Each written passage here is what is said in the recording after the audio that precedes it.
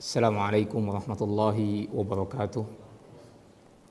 Alhamdulillahirabbil alamin. Wassalatu wassalamu ala asyrafil anbiya'i wal mursalin nabiyina Muhammadin wa ala alihi wa ashabihi ajma'in, amma ba'd. Para pemirsa yang dirahmati Allah Subhanahu wa taala, satu hari ada seorang lelaki datang kepada Nabi sallallahu alaihi wasallam. Kemudian lelaki tersebut bertanya dan mengatakan kepada Nabi SAW, "Idzni wa aujiz." Wahai Rasul, berikanlah aku nasihat dan ringkaskanlah nasihat itu untuk aku. Lalu kemudian Nabi SAW mengatakan, "Idza qumta fi salatika fasalli salata muwaddi'in wa la tatakallam bi kalamin ta'tadhiru minhu ghada wa ajmi'il ya'sa amma fi aidin nas." Nabi SAW mengatakan, "Idza qumta fi salatika fasalli salata muwaddi'in." Apabila engkau bangkit untuk melaksanakan salat, maka laksanakanlah salat tersebut seakan-akan engkau akan berpisah dari dunia ini. Wala tatakallam bi kalamin ta'tadhiru minhu ghada. Yang kedua, kata Nabi SAW, janganlah engkau berbicara yang nanti penyesalannya akan engkau tuai di hari kiamat. Kemudian yang ketiga, wa ajmi'il ya'sa amma fi aidin nas, dan berputus asalah dari apa yang ada di tangan manusia. Para pemirsa yang dirahmati oleh Allah Subhanahu wa taala, dalam hadis ini terdapat pelajaran yang sangat penting bagi kita selaku umat Islam. Yang pertama, Nabi SAW mengatakan kepada orang tadi yang juga sekaligus kepada kita, seluruh umat Nabi Muhammad SAW, "Idza qumta fi salatika fasalli salata muwaddi'in." Apabila engkau salat, maka salatlah seperti salatnya orang yang ingin berpisah dari dunia ini. Ini Nabi SAW memerintahkan kepada kita agar kita sholat seakan-akan kita ingin berpisah dari dunia ini.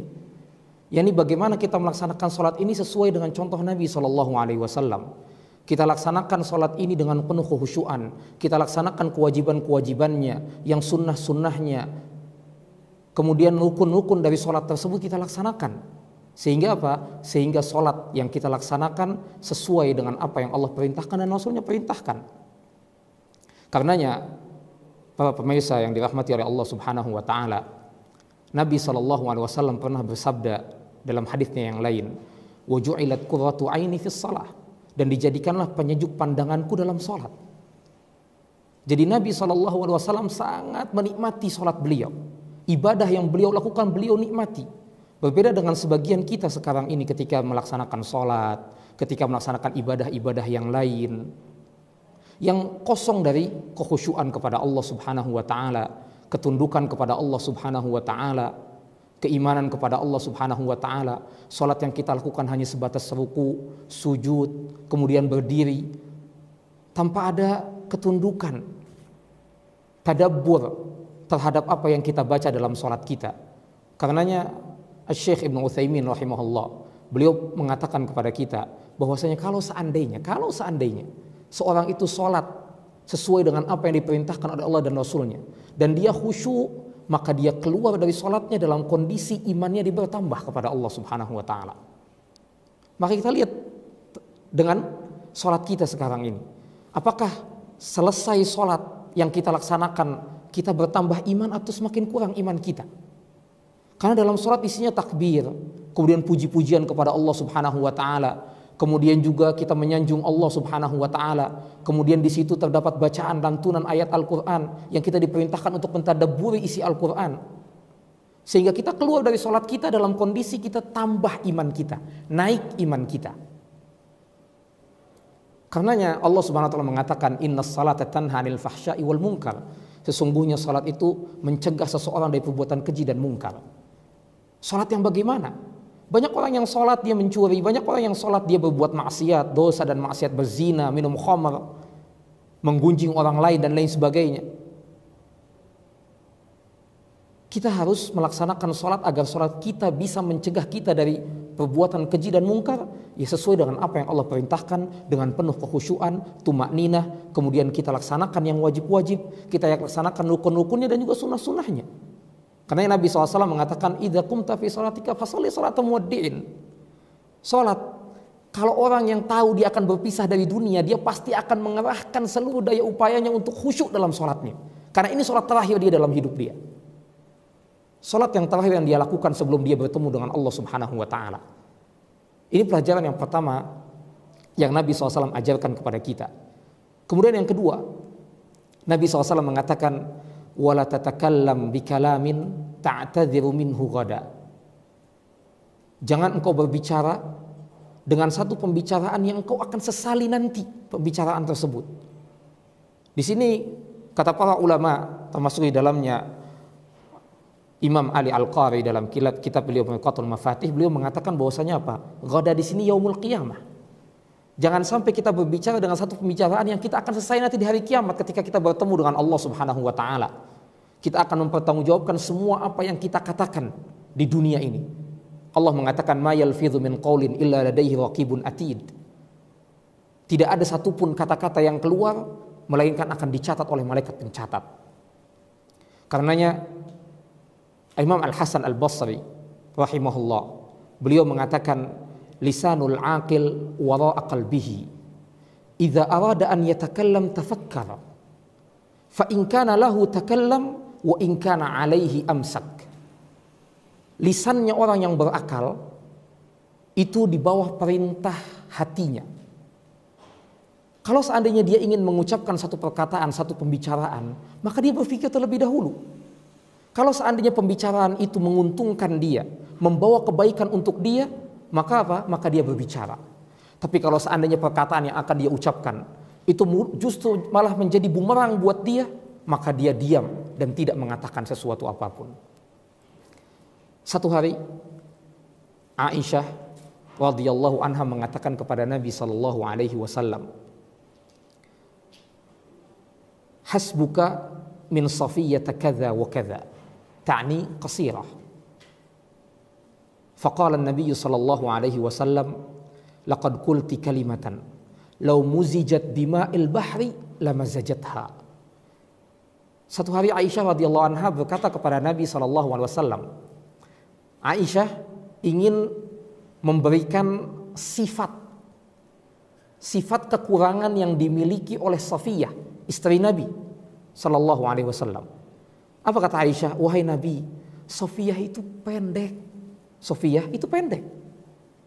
Kemudian kata Nabi sallallahu alaihi wasallam, laqad qulti kalimatan, wahai Aisyah, engkau telah mengatakan satu perkataan yang apabila perkataan tersebut dicampurkan dan ditumpahkan ke air laut, maka niscaya air laut akan berubah rasa dan baunya. Akan berubah rasa dan baunya. Lihat di sini para pemirsa, Aisyah radhiyallahu anha hanya mengatakan Safiyah itu pendek. Tapi Nabi SAW mengatakan apa? Engkau telah mengatakan satu kalimat yang kalimat tersebut kalau dicampurkan dengan air laut, misalnya air laut yang begitu luas, yang begitu banyak, dia akan apa? Dia akan tercampur dan akan menjadi busuk dengan akibat perkataan tersebut. Ini baru kalimat pendek.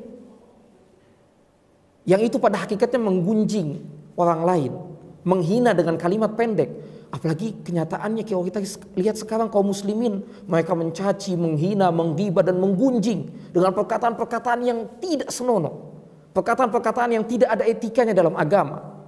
Perkataan yang kurang adab. Bahkan majlis-majlis mereka penuh dengan pergunjingan. Bahkan kalau kita lihat dari kondisi dari diri kita, kemudian juga masyarakat kita, bagaimana seorang itu melakukan riba, gunjingan, kemudian juga mendukung hal-hal yang demikian dan tidak mau lepas. Bahkan apalagi kalau seandainya yang digunjing itu adalah gurunya, ustadznya, kiainya, bahkan seakan-akan apa? Seakan-akan itu pembicaraan yang hangat, pembicaraan yang masya Allah. Ini Aisyah mengatakan pendek, apalagi kita yang mengatakan sesuatu perkataan yang masya Allah, yang tidak tahu akibatnya kita nanti. Makanya Nabi SAW mengatakan innal abda la yatakallamu bil kalimah min sakhatillah la yulqilaha balan yahwi biha fi jahannam. Sesungguhnya seorang hamba ada mengatakan satu perkataan yang itu merupakan perkataan tersebut mengundang kemurkaan Allah Subhanahu wa taala. Yang dia tidak uruskan perkataan tersebut, enggak dia pikir perkataan tersebut, dia anggap sepele perkataan tersebut. Apa kata Nabi SAW? Yahwi biha fi jahannam. Yang perkataan tersebut ternyata memasukkan dia ke dalam, melemparkan dia ke dalam jurang jahannam. Karenanya para pemirsa, Nabi SAW mengatakan kepada kita, yaitu jangan kita sampai mengatakan satu perkataan yang akan kita sesali nanti. Baik itu gunjingan, ejekan, adu domba dan lain sebagainya. Kemudian yang ketiga, yaitu Nabi SAW mengatakan wa ajmi'il ya'sa amma fi aidin nas, dan putus asalah engkau dari apa yang ada di tangan manusia. Kita seharusnya menggantungkan harapan kita kepada Allah, menggantungkan semua yang ada kepada Allah SWT, bukan kepada manusia. Kesedihan dan kesenangan kita jangan kita sekali-kali gantungkan kepada apa yang ada di tangan manusia. Kita tidak boleh mengharap apa yang ada di tangan manusia. Semuanya telah Allah berikan rezeki. Si fulan mendapatkan kekayaan, si fulan mendapatkan kemiskinan, semuanya sudah mendapatkan rezeki dan ketentuan dari Allah Subhanahu wa taala. Tinggal bagaimana kita mensyukuri. Kita tidak boleh mengharap dan melihat, bahkan menginginkan apa yang ada di tangan manusia. Kita harus mengharap kepada Allah, meminta hanya kepada Allah, dan juga menginginkan apa yang ada di tangan Allah Subhanahu wa taala. Karena ketika kita mengharap kepada Allah Subhanahu wa taala, hanya menginginkan apa yang ada di tangan Allah Subhanahu wa taala, maka kita akan menjadi manusia yang mulia. Berbeda ketika kita menginginkan apa yang ada di tangan manusia, kemudian juga kita mengharapkan apa yang ada di tangan manusia, kita menjadi manusia yang rendah dan hina. Sedangkan manusia tidak memiliki apa-apa. Manusia tidak tahu apa yang maslahat untuk kita, manusia tidak tahu keinginan kita, manusia tidak tahu apa yang kita ingin dan kita inginkan dalam kehidupan ini. Maka di sini jangan sampai sekali-kali kita mengharapkan sesuatu apa yang di tangan manusia. Dalam hadis yang lain Nabi SAW mengatakan warda bima qasamallahu lak takun agnan nas. Ridholah terhadap apa yang Allah bagi, yang Allah berikan untukmu, sehingga engkau pun menjadi manusia yang paling kaya. Manusia yang paling kaya adalah manusia yang kaya hati. Dia tidak mengharapkan sesuatu apapun kepada manusia. Mudah-mudahan yang singkat ini bermanfaat. Wassalamualaikum warahmatullahi wabarakatuh.